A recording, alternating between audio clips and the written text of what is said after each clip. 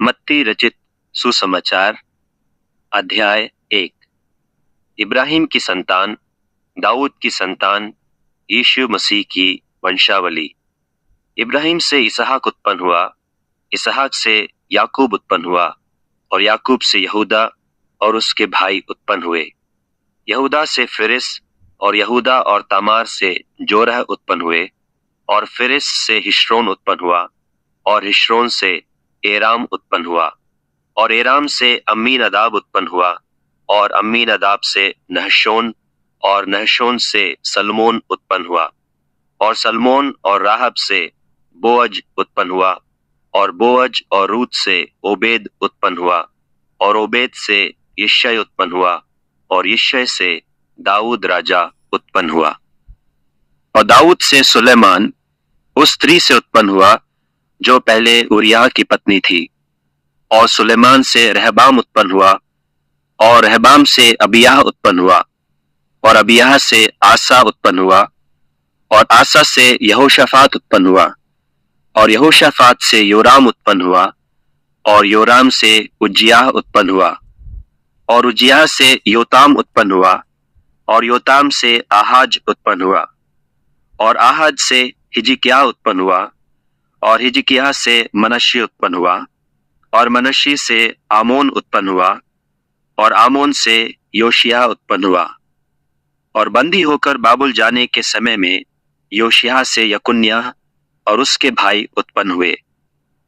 बंदी होकर बाबुल पहुंचाए जाने के बाद यकुन्याह से शलतियेल उत्पन्न हुआ और शलतियेल से जरुब्बाबिल उत्पन्न हुआ और जरुब्बाबिल से अबीहूद उत्पन्न हुआ और अबीहूद से इल्याकीम उत्पन्न हुआ और इल्याकीम से अजोर उत्पन्न हुआ और अजोर से सदोक उत्पन्न हुआ और सदोक से अखीम उत्पन्न हुआ और अखीम से एलीहूद उत्पन्न हुआ और एलीहूद से एलियाजर उत्पन्न हुआ और एलियाजर से मत्तान उत्पन्न हुआ और मत्तान से याकूब उत्पन्न हुआ और याकूब से यूसुफ उत्पन्न हुआ जो मरियम का पति था, जिससे यीशु जो मसीह कहलाता है उत्पन्न हुआ। इब्राहिम से दाऊद तक सब 14 पीढ़ी हुई और दाऊद से बाबुल को बंदी होकर पहुंचाए जाने तक 14 पीढ़ी और बंदी होकर बाबुल को पहुंचाए जाने के समय से लेकर मसीह तक 14 पीढ़ी हुई। अब यीशु मसीह का जन्म इस प्रकार से हुआ कि जब उसकी माता मरियम की मंगनी यूसुफ के साथ हो गई तो उनके इकट्ठे होने से पहले वह पवित्र आत्मा की ओर से गर्भवती पाई गई। सो उसके पति यूसुफ ने, जो धर्मी था और उसे बदनाम करना नहीं चाहता था, उसे चुपके से त्याग देने की मनसा की। जब वह इन बातों के सोच ही में था तो प्रभु का स्वर्गदूत उसे स्वप्न में दिखाई देकर कहने लगा, हे यूसुफ, दाऊद की संतान, तू अपनी पत्नी मरियम को अपने यहाँ ले आने से मत डर, क्योंकि जो उसके गर्भ में है वह पवित्र आत्मा की ओर से है।